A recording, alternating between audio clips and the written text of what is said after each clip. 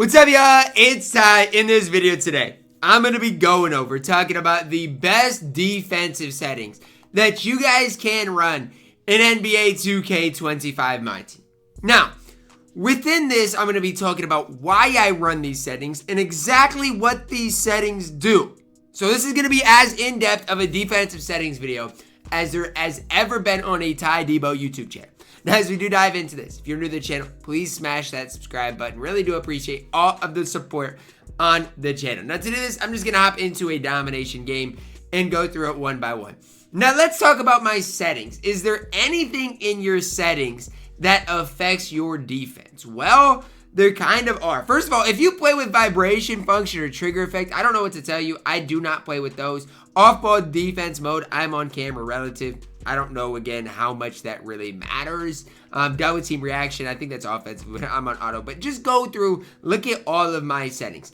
One thing you want to make sure is your player icons are on. If you're playing without player icons, I do not know what to tell you defensively. Now, as far as pro stick defense, I'm on camera indicator. And a lot of people have asked me before, like, if there's a defensive strength, whatever the assist is, I don't play with any adjustments to that. Now, let's talk about the defensive settings. The last time you watched a channel or a video talking about my defensive settings, I was on moderate, go over, catch hedge, and stay attached on.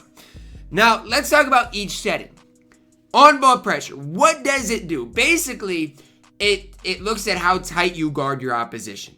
Now, I was on moderate before because I feel like a while ago people were running to the rim. With the buff to shooting, though, I play on smother now. I play on smother. So basically, whenever you're guarding somebody, they're going to be as close to that opposition as possible. Now, if you play against an inside center, let's say you're playing against Wilt, playing against Shaq, then you're going to want to click R1, get to whoever that center is. And for example, Dwight Howard. All of my things are going to go gap. I'm going to be on gap. I'm going to be on go under. Those are what you're going to want to do on inside bigs. Now, against everybody else that can shoot the ball, I'm on smother. I don't want them shooting threes. My motto defensively is don't give up threes, I win the game. Now, off-ball pressure. You could have this on one of two things. You're either going to want it on moderate or you're going to want it on tight. I play most players on tight, but you guys can see the negatives to it. Difficult to contain the backdoor cut.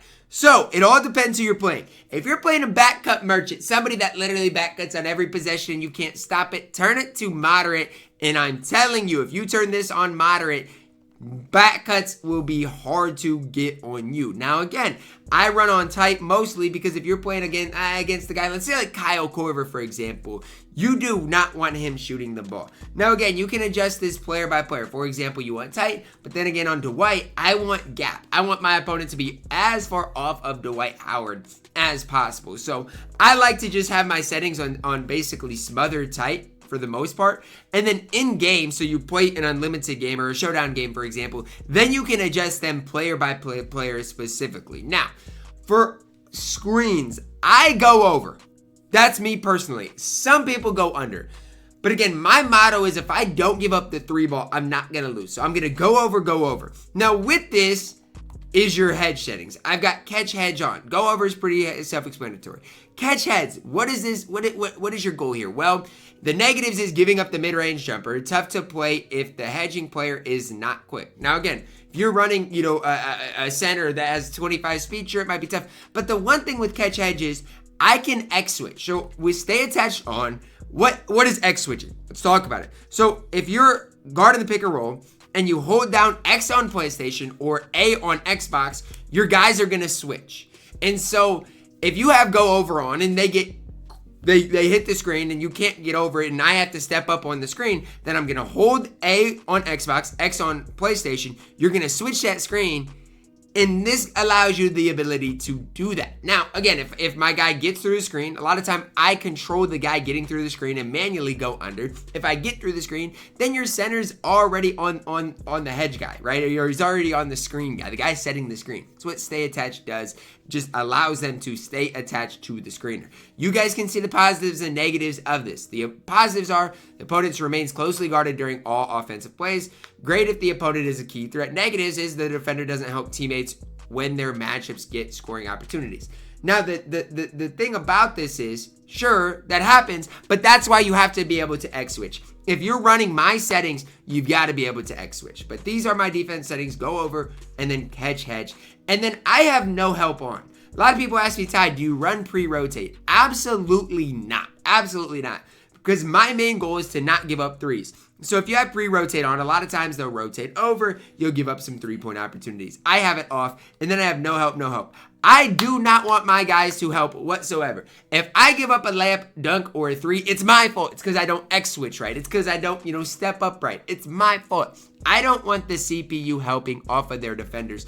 Like I said, your main goal should be to not give up threes. If you don't give up threes, you should not lose the game. That's my motto. That's been my motto since I started playing this game. It's a video game. People want to shoot threes. They want to have fun. So if you don't allow that to happen, you'll be good. Now, as far as the rest of these things, I leave this on auto. A lot of people might run go over on back screen, certain things.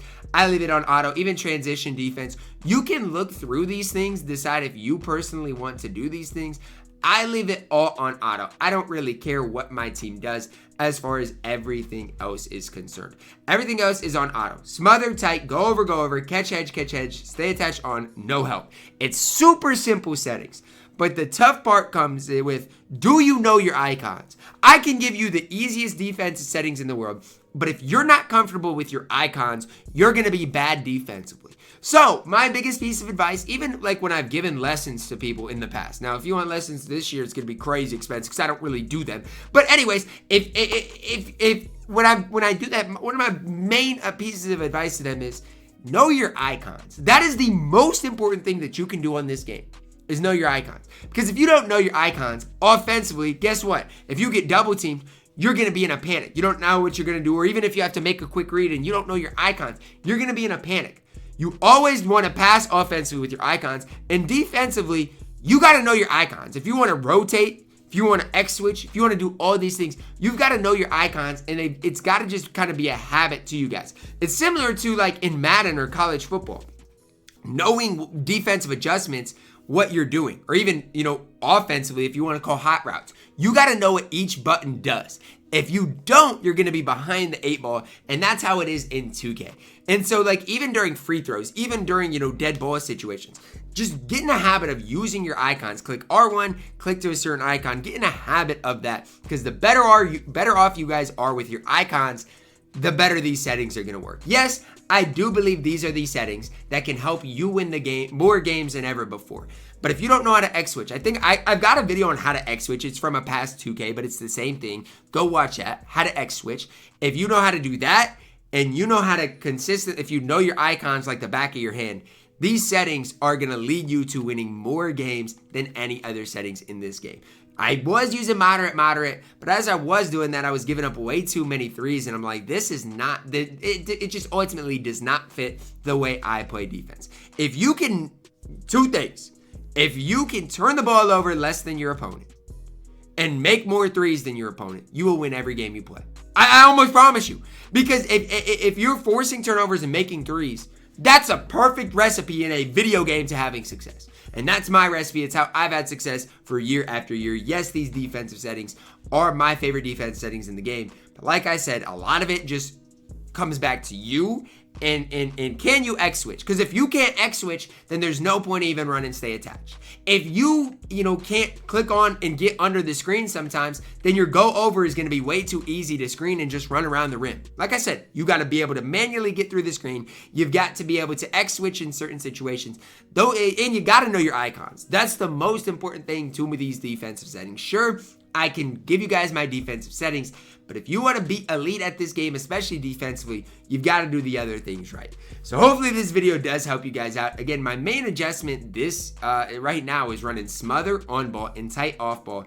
And like I said, position by position, it matters. Because if you're running up against the Ben Simmons at point guard, you're going to probably want to play gap, go under on him. It's way different than anybody else, but that's kind of the adjustments you have to be willing to make. So hopefully it helps you out. Let me know your thoughts on this down below in the comments. And like I said, a lot of these defensive settings can help, but at the end of the day, you got to be able to X-switch. You got to be able to know your icons. Those two things defensively are going to take you from mediocre to good and from good to great. Or I should say bad to mediocre, mediocre to good, and then good to great. That's kind of the recipe for success. But that's going to wrap it up, guys. Let me know your thoughts on these defensive settings down below in the comments. Hopefully you enjoyed the video. Drop a like on it. Subscribe if you're new, and as always, man, I love you guys. Have a blessed day.